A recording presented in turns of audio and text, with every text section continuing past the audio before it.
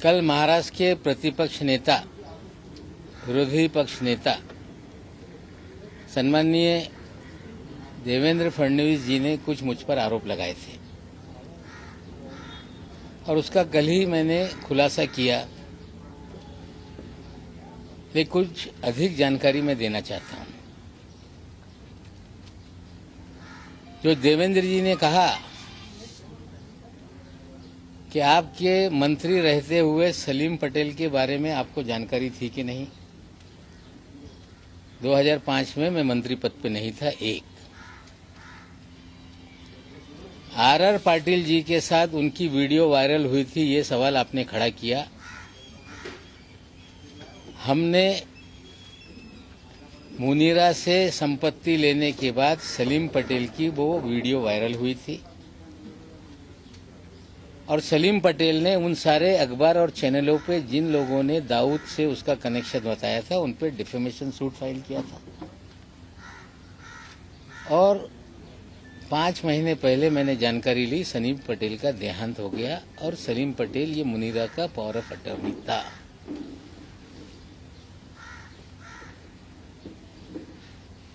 सरदार वली खान के बारे में उन्होंने कहा कि सजा याफ्ता मुजरिम से आपने कोई लेन देन किया है। 2005 में वो कन्विक्टेड नहीं था। जो वॉचमैन वहां पे था उनका लड़का था। 300 मीटर पे 7/12 पे उसने अपना नाम चढ़ा लिया था रेक्टिफिकेशन करने के लिए कोई कागज, वो हमने उनको पैसा दिया था। ये सच्चाई है। लेकिन देवेंद्र जी ने हमें जो लड़ाई में लड़ रहा था या लड़ रहा हूं, जो एनसीबी में निर्दोष लोगों को फंसाने का, हजारों करोड़ की उगाही करने का, कहीं न कहीं देवेंद्र जी उसको डाइवर्ट करने का प्रयास कर रहे हैं। और सिर्फ डाइवर्ट करने का नहीं, उस अधिकारी को बचाने का प्रयास हो रहा है, क्योंकि देवेंद्र जी के उस अधिकारी के पुराने संबंध हैं। 2008 में कोई अधिकारी नौकरी पे आता है और 14 साल से मुंबई शहर छोड़ता नहीं। इसके पीछे क्या राज है? देवेंद्र जी औरों को कह रहे हैं कि अंडरवर्ल्ड कलेक्शन के लोग हैं ये। लेकिन देवेंद्र जी, हम आपसे पूछना चाहते हैं कि सारे अंडरवर्ल्ड के लोग, जो अंडरवर्ल्ड कनेक्टेड लोग हैं, जो बड़े बड़े क्रिमिनल हैं, आपने मुख्यमंत्री रहते हुए उन्हें सभी लोगों को जो सरकारी कमीशन है, सरकारी बोर्ड है, उसका अध्यक्ष क्यों बनाया? मुन्ना यादव नाम का एक व्यक्ति जो नागपुर का कुख्यात गुंडा है, जिसपे हत्या से लेके सभी तरह के मामले दर्ज हैं, जो आपका राजनीतिक सारे भय पैदा करने वाला आपका साथी है, उस मुन्ना यादव को आपने कंस्ट्रक्शन वर्कर बोर्ड का अध्यक्ष बनाया था कि नहीं? क्या आपकी गंगा में मुन्ना यादव नहा के पवित्र हो गया था? आपने हैदर आजम नाम के एक आपके नेता को मौलाना आजाद फाइनेंस कॉरपोरेशन का अध्यक्ष बनाया था कि नहीं?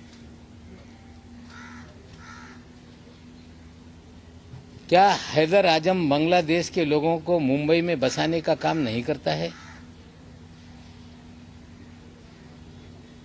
क्या हैदर आजम की दूसरी पत्नी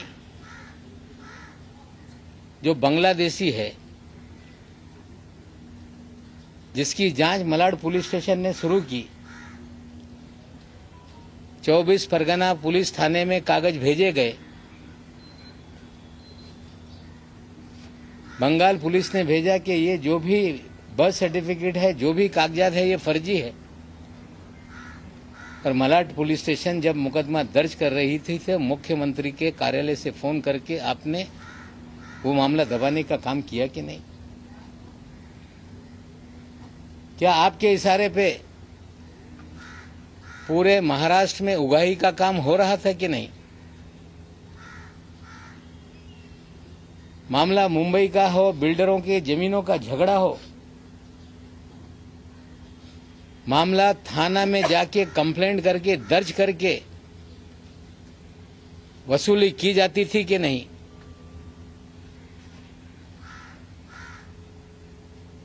जमीन मालिकों को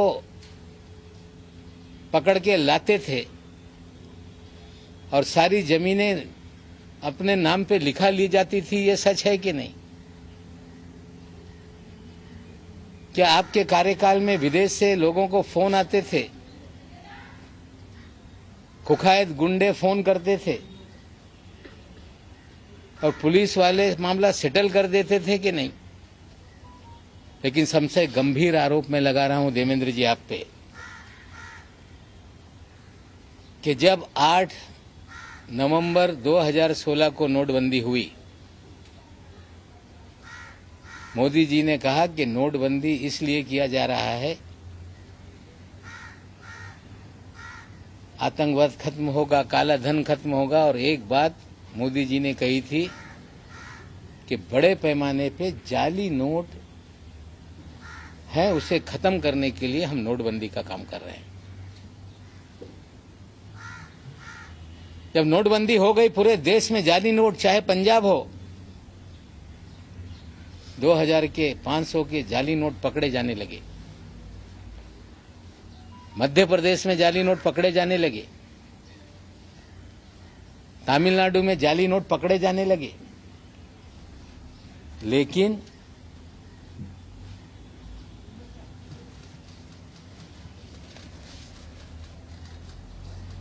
आठ अक्टूबर 2017 तक, लगभग 1 साल तक महाराष्ट्र में जाली नोट का एक भी मामला सामने नहीं आया, क्योंकि देवेंद्र जी के प्रोटेक्शन में जाली नोट का खेल इस महाराष्ट्र में चल रहा था। 8 अक्टूबर 2017 को डायरेक्टर इंटेलिजेंस रेवेन्यू ने बीकेसी में एक छापेमारी की, जिसमें 14 करोड़ 56 लाख रुपए के जाली नोट पकड़े गए।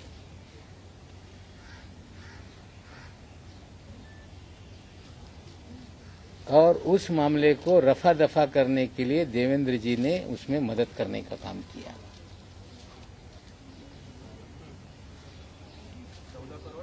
56 लाख रुपए डीकेसी में। 8 अक्टूबर 2017। साथियों, जाली नोट का nexus ISI Pakistan Dawood via Bangladesh, ये पूरी जाली नोट इस देश में फैलाई जाती है। 8 अक्टूबर के छापेमारी में 14 करोड़ 56 लाख पकड़े गए। मुंबई में एक गिरफ्तारी हुई, पूना में एक जो गिरफ्तारी हुई इमरान आलम शेख, पूना में गिरफ्तारी हुई रियाज शेख, और एक नई मुंबई में भी उसमें गिरफ्तारी हुई थी। लेकिन 14 करोड़ की 56 लाख की जब्ती को 8,80,000 रुपये बताकर मामला दबाया गया।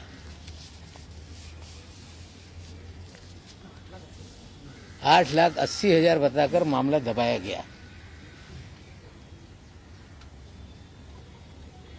पाकिस्तान की जाली नोट भारत में चले,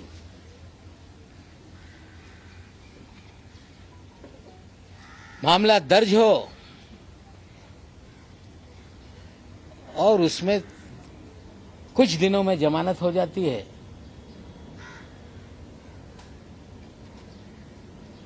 मामला एनआईए को नहीं दिया जाता, नोट कहां से आ रही थी उसके अंतिम जांच कभी आगे नहीं बढ़ती, क्योंकि जो लोग ये सब जाली नोट का रैकेट चला रहे थे उन्हें कहीं न कहीं तत्कालीन सरकार का संरक्षण था। कहानी बनाई गई कि वो तो कांग्रेस का नेता है। इस शहर में कभी भी वो कांग्रेस का नेता नहीं रहा। खेल था कि पकड़ा जाए तो कांग्रेस पे बिल फाड़ दो।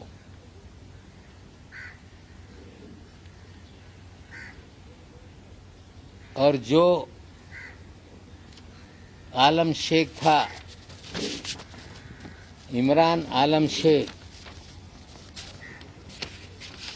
ये माइनॉरिटी कमीशन 6 महीने के बाद जिसको हाजी अरफात शेख को चेयरमैन बनाया गया, उसका ये छोटा भाई है। हाजी अरफात शेख जिसे देवेंद्र जी ने दल बदल करा के अल्पसंख्यक आयोग महाराष्ट्र का चेयरमैन बनाया था, उसका ये छोटा भाई है। देवेंद्र जी, आप मुन्ना यादव को चेयरमैन बनाते हैं, कुखायत गुंडे को। बांग्लादेशियों को इस शहर के अंदर आबाद करता है, उसको आप minority Maulana Azad finance corporation का चेयरमैन बनाते हैं। और जो जाली नोट का रैकेट चलाता है, कहीं छोटे मोटे कोई कार्ड छाप लेके कांग्रेस का नेता बना देता है, रहता है किसी और पार्टी में, काम आपके लिए करता है, और बाद में आप उसे महाराष्ट्र के अल्पसंख्यक आयोग पद का अध्यक्ष बनाते हो। पूरी तरह से आपने राजनीति का क्रिमिनलाइजेशन किया। हम आपसे पूछना चाहते हैं कि रियाज भाटी कौन है?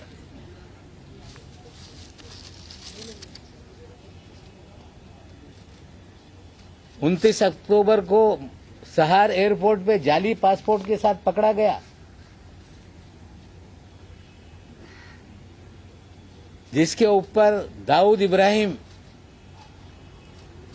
सारे गैंग के लोगों के साथ संबंध की सारी खबरें अखबारों में थी। पूरा शहर जानता था कि रियाज भाटी कौन है। डबल पासपोर्ट के साथ कोई व्यक्ति पकड़ लिया जाए और 2 दिन में छूट जाता है, इसके पीछे क्या खेल था? रियाज भाटी लगातार आपके साथ सभी कार्यक्रमों में क्यों नजर आता था? रियाज भाटी भारतीय जनता पार्टी के कार्यक्रमों में क्यों नजर आता था? आपके डिनर टेबल पे क्यों नजर आता था? हम देश के प्रधानमंत्री पे आरोप नहीं लगाना चाहते, लेकिन देश के प्रधानमंत्री के कार्यक्रम में अगर कोई जाता है तो उसके लिए पूरी तरह से स्कैनिंग किए बिना किसी भी व्यक्ति को पास नहीं इश्यू होता। प्रधानमंत्री शहर में आए और रियाज भाटी ने उनके साथ भी तस्वीरें खिंचवाई। क्या ऐसा कारण था बिना स्कूटनी के रियाज भाटी प्रधानमंत्री तक पहुंच गया? देवेंद्र जी, आप मुख्यमंत्री रहते हुए इस महाराष्ट्र में आपने सारे क्रिमिनल लोगों को सरकारी पदों पर बिठाया, जाली नोट का नेक्सस आपने चलवाया, आपने रियाज भाटी के जरिए पूरी उगाही का काम किया, आपने थाना में कमिश्नर बैठा के कंप्लेंट पूरे महाराष्ट्र की करा के उगाही का धंधा करवाया, और विदेश से खुखाए गुंडे फोन करके सेटलमेंट पुलिस वाले करते थे। और ये सारा खेल आपके आशीर्वाद से महाराष्ट्र में चल रहा था। आज तो इतना बता रहा हूं, आगे और बहुत सारी काली करतूतें देवेंद्र जी के हैं, मैं लोगों के सामने रखूंगा। देवेंद्र जी का अंडरवर्ल्ड से कनेक्शन कैसे? रियाज भाटी उनके साथ क्यों घूमता है? 2 पासपोर्ट के साथ अगर कोई अंडरवर्ल्ड का आरोपी एयरपोर्ट पे डिटेन हो जाए तो 2 दिन में कैसे छूट जाता है? प्रधानमंत्री के कार्यक्रम में वीआईपी के पास कैसे बन जाते हैं? जाली नोट का नेक्सस चलता है, जमानत हो जाती है, पैसे कहां से आए, कहां से, उसका क्यों नहीं इन्वेस्टिगेशन किया जाता? क्या हैदर आजम की बीवी का बांग्लादेश का मामला पुलिस स्टेशन में दर्ज है कि नहीं? क्या मुन्ना यादव ये कुख्यात गुंडा है कि नहीं? हम तो सवाल देवेंद्र जी से पूछना चाहते हैं, इसका जवाब आप दें। अगर ये झूठ है तो बताएं कि नवाब मलिक मुन्ना यादव के बारे में झूठ बोल रहा है। सवाल तो आप पूछ रहे हैं, लेकिन महाराष्ट्र में फिलहाल आप ही की अलायंस वाली सरकार है, होम मिनिस्ट्री एनसीपी के पास में है, तो आप रियाज भाटी फरार है, मुन्ना यादव पे मुकदमे हैं, जाली नोट का मामला डीआरआई का है। जो एजेंसियां केंद्र की काम करती है उनसे हम सवाल खड़ा कर रहे हैं कि इसको फिर से देखो। ये जाली नोट का नेक्सस पाकिस्तान से कैसे लिंक है ये भी देखना पड़ेगा। जाली नोट के मामले में पाकिस्तान का कोई लिंक एस्टेब्लिश हुआ था, इसका आप आरोप लगा रहे हैं, और कौन से बेसिस पे आरोप लगा रहे हैं कि मामला रफा दफा किया गया? जब 14 करोड़ 56 लाख पकड़े गए, जाली नोट का मामला था, तो क्या ऐसा हो गया कि जमानत हो गई तुरंत? क्या ऐसा था कि जांच आगे नहीं बढ़ी? और जिसको पकड़ा था उसके भाई को आपने अल्पसंख्यक आयोग का अध्यक्ष क्यों बनाया? और ये योगा योग है कि उस समय भी उस केस का जो इंचार्ज था वो भी समीर दाऊद वानखेड़े ही था। जाली नोट केस का जी, इसके बारे में थोड़ा इलाबोरेट कीजिए। ते डीआरआई मध्ये ही केस झाली होती। ये मामला डीआरआई में हुआ था। और मैं आपको बता दूं कि जो 14 साल से वानखेड़े साहब जो मुंबई में लगातार पोस्टिंग रहे, उनकी posting joint commissioner intelligence revenue की 1 जुलाई 17 को हुई और उस समय उनके ही पास ये डिपार्टमेंट था। ये छापेमारी या जो भी कार्रवाई हुई थी डीआरआई ने की थी और केस को हल्का करने के लिए यही अधिकारी के जरिए देवेंद्र जी ने सारी मदद की थी। हाजी अरफात के भाई का मामला रफा दफा करवाया था। ये कोइंसिडेंस हो सकता है, लेकिन एक ही अधिकारी जिसके ऊपर गंभीर मामले चल रहे हैं, 2-2 एसआईटी जांच कर रही है, विजिलेंस की जांच हो रही है, और उससे ध्यान भटकाने का खेल कहीं तो नहीं, ये भी सवाल खड़े होते हैं। रियाज भाटी पीएम तक कैसे पहुंचे? ये मैं पूछना चाहता हूं कि किसी भी प्रधानमंत्री के कार्यक्रम में पहुंचने के लिए पूरी तरह से स्टेट की इंटेलिजेंस एजेंसियां, केंद्र की इंटेलिजेंस एजेंसियां उस व्यक्ति का पूरा स्क्रूटनी करती हैं। अगर जिसके ऊपर लगातार दाऊद इब्राहिम के संपर्क के मामले रहे हों और वो सीधे प्रधानमंत्री तक पहुंच जाए, तो कहीं ना कहीं उसे किसी न किसी का आशीर्वाद था, जिसके कारण उस कार्यक्रम के भीतर तक वो गया। दाऊद इब्राहिम का आदमी रियाज भाटी है, आज फरार है। थाना में जितनी उगाही हो रही थी उसका भी वो कहीं ना कहीं एक उगाही के कार्यक्रम का हिस्सा था। बहुत सारे मुकदमे खुले हैं जिसमें रियाज भाटी आज फरार है। रियाज भाटी के तो और नेताओं के साथ भी फोटो है, बाकी सभी पार्टियों के नेताओं के साथ भी फोटो है उसका। हमारे साथ कोई फोटो नहीं, भारतीय जनता पार्टी के नेताओं के साथ फोटो है। सर, परदेशातून काही फोन येत होते तुमचं असं म्हणणं आहे आणि पोलीस त्याच्यामध्ये मध्यस्थी करत होतं, समजू शकेल का ते पोलीस कोण मध्यस्थी करत होते? नाही, त्याच्या बाबतीत काही तपास सुरू आहे, त्याच्यावर मी भास करू इच्छित नाही। सर देखिए, प्रेस कॉन्फ्रेंस तक ठीक है, पर एंड आईआई की सच्ची काउंटरफीट वाला डीआरआई के पास है, बट फिर भी as I earlier also said कि होम मिनिस्ट्री आप ही के पास में है, एज एन आपकी पार्टी के पास में है। स्टिल आप लोग कोई इंक्वायरी जो एलिगेशन देवेंद्र फडणवीस पे लगा रहे हैं, एटलीस्ट स्टेट इंटेलिजेंस एजेंसी तक जो लिमिटेड है वो वाला पार्ट आप लोग इन्वेस्टिगेट कर सकते हैं, राइट? तो are you going to write to your own the home minister who is from your देखिए, मैं अगर इस तरह से चीजें करूंगा तो लोग कहेंगे कि नवाब मलिक लोगों को फंसा रहा है। सर प्रेस कॉन्फ्रेंस में हम बताते नहीं हैं। बता रहे हैं, देखते हैं कितनी ईमानदारी से चीजें फिर शुरू होती है। रियाज भाटी को लेके देखते हैं क्या सफाई आती है। सर रियाज भाटी को पॉलिटिकल लॉबीज बताया जा रहा है और लगभग सारी पार्टियों के नेताओं के साथ उसकी फोटो लाइव सारे ग्रुप में शेयर किया जाता है किसी के पैरेलल। तो नहीं, देखिए ऐसा है, रियाज भाटी किसके साथ तस्वीर उतार रहा है ये सवाल नहीं है। सवाल ये है कि 2 पासपोर्ट के साथ अगर कोई एयरपोर्ट पे क्रिमिनल पकड़ लिया जाए तो 2 दिन में कैसे छूट जाता है। सर लेकिन आप लोगों का नेक्स्ट सवाल ये है कि प्रधानमंत्री के कार्यक्रम में कैसे एक्सेस मिल जाती है। तस्वीरें किसी की शादी में किसने उतार ली, मैं ये नहीं कहना चाहता। किसी नेता के साथ उसकी तस्वीरें, ये आरोप मेरा नहीं। मेरा आरोप है कि 2 पासपोर्ट, जाली पासपोर्ट के साथ मुंबई एयरपोर्ट पे पकड़ा गया एक कुख्यात गुंडा, 2 दिन में जमानत हो गई। एक कुख्यात गुंडा जिसके ऊपर लगातार आरोप थे, प्रधानमंत्री के कार्यक्रम के भीतर जो वीआईपी का पूरा अरेंजमेंट था उसमें कैसे पहुंचा। पूरी तरह से देवेंद्र जी का संरक्षण उसको था। उद्धव ठाकरे आणि अनिल देशमुखांसोबत सुद्धा रियाज भाटीचे फोटो आहेत सध्या ते व्हायरल आहेत. मी फोटोच्या बाबतीत आरोप लावत नाही. बोगस पासपोर्टच्या जो केस आहे 2 दिवसात कसं त्याला सोडण्यात आला. पंतप्रधान यांच्यासोबत स्कूटनी केल्याशिवाय कुणाला जाण्याची परवानगी नसते. हे त्यांना एक्सेस देण्यामागे कोण होतं हे माझे प्रश्न आहे. सर ज्याबद्दल जो क्रूज ड्रग्स मामला हुआ है नवाब सर, तर त्यांचे अनिल देशमुख उद्धव ठाकरे यांच्यासोबत देखील फोटो आहेत.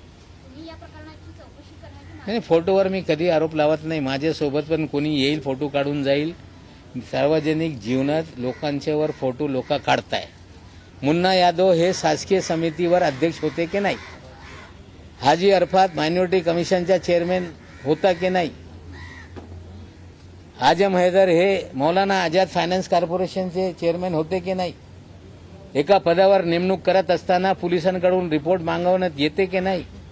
हे सगळं असताना त्यांना संरक्षण देण्यासाठी, इनाम देण्यासाठी या तिघांना बोर्ड आणि कमिशनचा चेअरमॅन करण्यात आला होता. सर ज्याबद्दल नवाब सर क्रूज ड्रग्स जो मामला हुआ है हे जे नोटा आहेत, जाली नोटा आहेत त्या दाबल्या गेल्या. त्यावेळेस भारतीय जनता पार्टीबरोबर शिवसेना ही सत्तेमध्ये होती.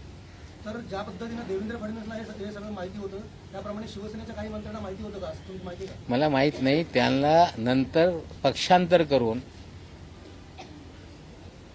अल्पसंख्याक आयोगाचा अध्यक्ष करण्यात आला. म्हणजे हे लोक यांच्यासाठी काम करत होते हे याच्यातून निश्चित होते. नवाब सर जिस प्रकार से क्रूज ड्रग्स मामला हुआ है क्या ये प्रतीत होता है कि ये वसूली ड्रग्स मामला था, क्योंकि इसमें बहुत सारे व्हाट्सएप चैट जो सामने आए और लोगों के केपी गोस्वामी और प्रभाकर सैल के इसमें चैट में स्पष्ट नजर आ रहा है कि पहले से टारगेट दिए गए थे, कुछ चेहरे पहले से दिए गए थे और उनको पहले से निशाना साधना था. तो क्या ये वसूली ड्रग रेड इसे कहेंगे, क्या कहेंगे इस मामले में? देखिए 13 लोगों को चिन्हित किया गया जो 3 तारीख की रात में जो डीजी प्रधान साहब हैं उन्होंने मीडिया के सामने कहा कि भारत के इतिहास में पहली बार मिड सी ऑपरेशन हम लोगों ने किया. एक क्रूज पे छापेमारी हुई. 15 दिन से हम तैयारी कर रहे थे और इस तरह की बातें कही गई. सारे देश में उसको लेके खबरें चलने लगी. लेकिन हमने पहले 6 तारीख को सवाल केपी गोस्वामी और मनीष भानुशाली पे उठाए थे. हमने पहले कहा था कि उगाही का मामला है. व्हाट्सएप चैट के जरिए जो प्रभाकर कह रहा है कि कुछ लोगों के प्री डिसाइडेड फोटो बांटे गए थे, उन्हीं को पकड़ना था, ये सारा उनके कन्वर्जेशन में है. अगर रेड शिप पे डाली गई तो क्रूज को बिना परमिशन सेल करने की परमिशन क्यों दी गई? उस क्रूज में पूरी तरह से तलाशी क्यों नहीं ली गई? क्यों टर्मिनस से ही लोगों को डिटेन कर लिया गया? क्यों आर्यन खान को किसके कहने पे वहां तक लाया गया? आर्यन खान के घर वालों से 25 करोड़ की मांग क्यों की गई? डिस्काउंटेड रेट 18 करोड़ में डील क्यों हुई? 50 लाख रुपए उठाए क्यों गए? ये सारे सवाल हैं. दोनों एसआईटी के सामने सारे बयान हैं. सीसीटीवी फुटेज है, कॉल CDR होगा, इलेक्ट्रॉनिक एविडेंस भी उसमें है, लेकिन कहीं ना कहीं लोगों को डराया जा रहा है कि आपने पैसा दिया, आप भी मुकदमेबाजी में फंस जाओगे। मैं आज फिर कहता हूं कि रैंसम मांगने वाला गुनहगार होता है। अपने बच्चों को बचाने के लिए फिरौती देने वाला कभी भी गुनहगार नहीं। मैं उनको फिर कहता हूं कि डरो मत, आप विक्टिम हैं, आप गुनहगार नहीं। डराने से आप डरेंगे तो इस शहर में इसी तरह का उगाही का काम चलते रहेगा। समीर वानखेड़े के अगेंस्ट जो एलिगेशंस हैं वो एनसीबी की विजिलेंस टीम इन्वेस्टिगेट कर रही है। Usually people go for a central agency which is मतलब जो कि मेन एजेंसी का पार्ट नहीं हुई, आदमी एनसीबी का ही ऑफिसर है और एनसीबी ही इनके खिलाफ इंक्वायरी कर रही है। Do you have any plans of asking for another agency probing this? क्योंकि मुंबई मैं फिर बोल रहा हूं कि 26 मामलों को हमने पत्र लिखा है कि ये जाली मामले हैं। एनसीबी एक ऑर्गेनाइजेशन है, उनके भीतर भी जांच करने का उनका अधिकार है, काम है। लेकिन अगर इस शहर में किडनैप करके उगाही का काम चल रहा हो, लगातार मुंबई पुलिस को कंप्लेंट मिल रही है, तो पैरेलली 4 अधिकारियों की कमेटी उसकी जांच कर रही है और निश्चित रूप से जो सच्चाई होगी वही लॉजिकल एंड तक जाएगा। ये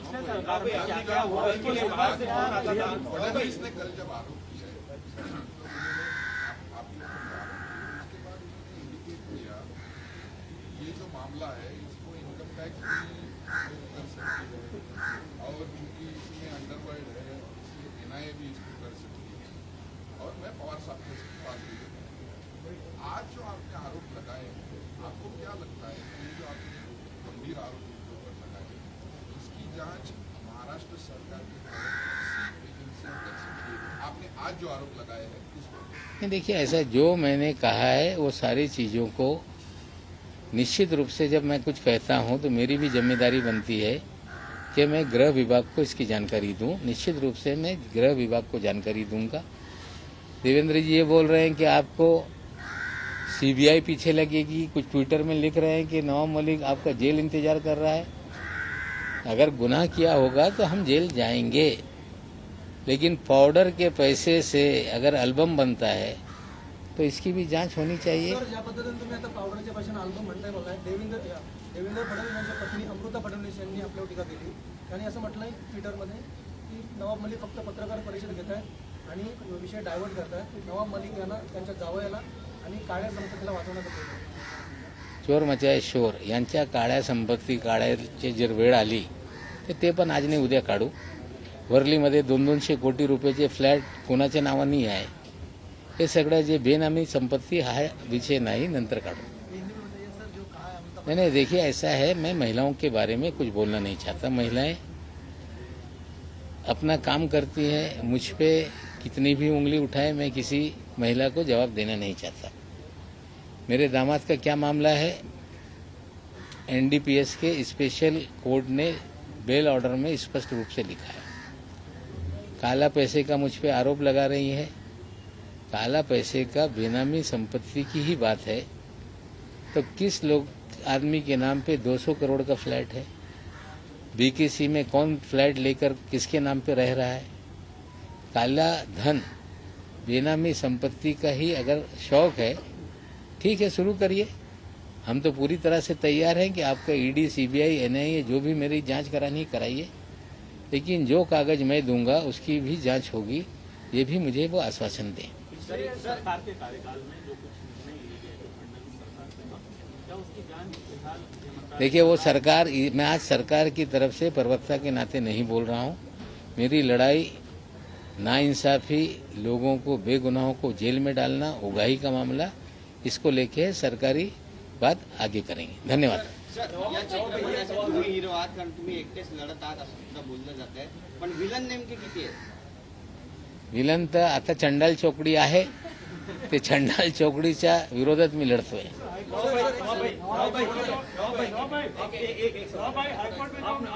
आपने कहा सर कि पास में उगाही के लिए फोन आते थे, थाने में उगाही होती थी, किसका फोन आता था? नहीं, देखिए अभी आज कुछ जांच चल रही है। अगर सारी चीजें मैं कहूंगा तो ये इस्टेब्लिश करने की कोशिश करेंगे कि मंत्री बोल रहा था और ये प्रेजुडिस होके हम लोगों को फंसाया जा रहा है। तो कुछ चीजें अगर पुलिस विभाग में जांच के दायरे में है तो मुझे लगता है उस पर ज्यादा बोलना ठीक नहीं। सर एक शेवटचा प्रश्न आहे सर, ज्या पद्धतीनं सर वर्षांपासून तुम्ही म्हणताय मुंबईत पोस्टिंग आहे, पण त्याच्या आधी 7 वर्ष काँग्रेस राष्ट्रवादीचं तो 7 वर्ष होता प्रोबेशन पिरियड, नाही 7 वर्ष होता ठीक आहे, नंतरचे 7 वर्ष हे म्हणजे का 7 वर्षभर माझा आक्षेप नाहीये, पण आता नंतरचे 7 वर्ष या मुंबईत कसं आहे याच्यावर आक्षेप आहे। सर एक महत्त्वाचा देखिए मेरे खिलाफ मुकदमों की बाढ़ आ गई है, अलग अलग फोरम पे जाके मेरे खिलाफ कोई शिकायत कर रहे हैं। ठीक है, हर व्यक्ति को इस देश में शिकायत करने का अधिकार है। कोई कहता है कि नवाब मलिक पे एट्रोसिटी लगा दो, मैंने कोई ऐसे बात आपत्तिजनक नहीं की कि किसी की जाति को लेके आपत्तिजनक मैंने बात की हो।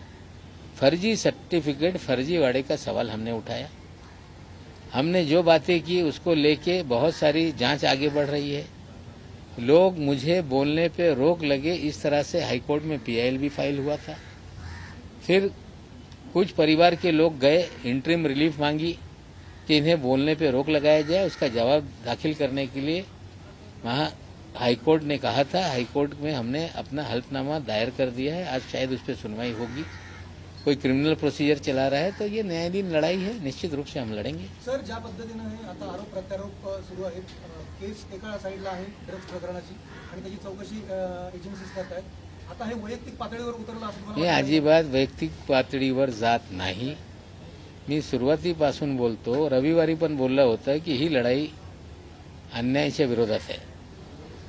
मी या अन्यायाच्या विरोधात लढत असताना जे लोक निष्पाप लोकांना गुंतवताय, जी लोक खंडणी वसूल करताय त्यांच्या पाठराखण करू नये।